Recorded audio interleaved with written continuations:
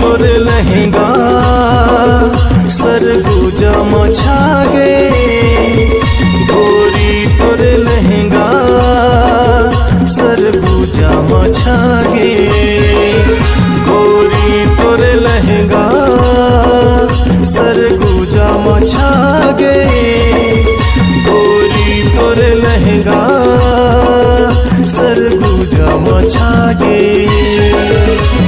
कतको दीवाना तुर पाछू परे है, गाँव गली पारा महल्ला मते है। कतको दीवाना तुर पाछू परे है, गाँव गली पारा महल्ला मते है। गोरी तोर लहंगा सरगुजा मछागे, गोरी तोर लहंगा सरगुजा मछागे।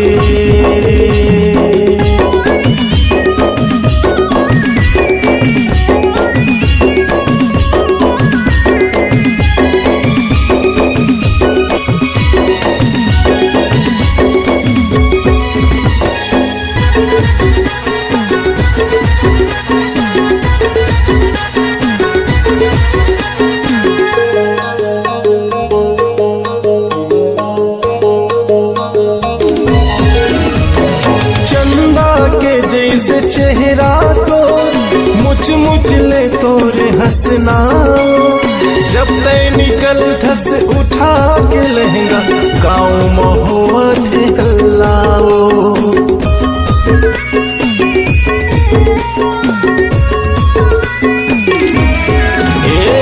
चंदा के जैसे चेहरा तो मुझ मुझ ले तोरे हंसना, जब तय निकल थस उठा के लहंगा शहर महुआ हल्लाओ। महुला दीवाना बनाई दीवानी, मैं तोरे राजा हो तय मोरे रानी। महुला दीवाना बनाई तय रानी, मैं तोरे राजा हो तय मोरे रानी। गोरी तोरे लहंगा सरगुजा मछागे, गोरी तोर लहंगा सरगुजा मछागे।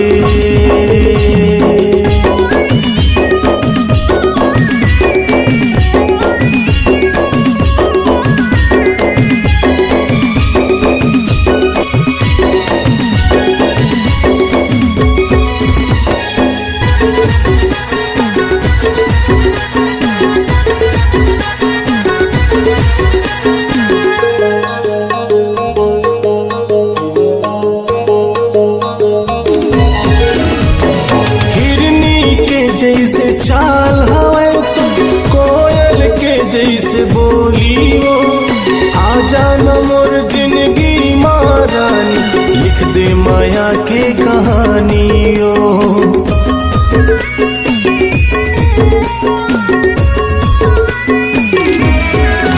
हाँ हिरनी के जैसे चाल हवे तो कोयल के जैसे बोली हो, आजा न मोर जिंदगी मारानी, लिख दे माया के कहानियों। मैं तोर दिया और तय मोर बाती, मोला बना लेना जीवन साथी। मैं तोर दिया और तय मोर बाती, मोला बना लेना जीवन साथी। गोरी तोर लहंगा सरगुजा मछागे, गोरी तोर लहंगा सरगुजा मछागे।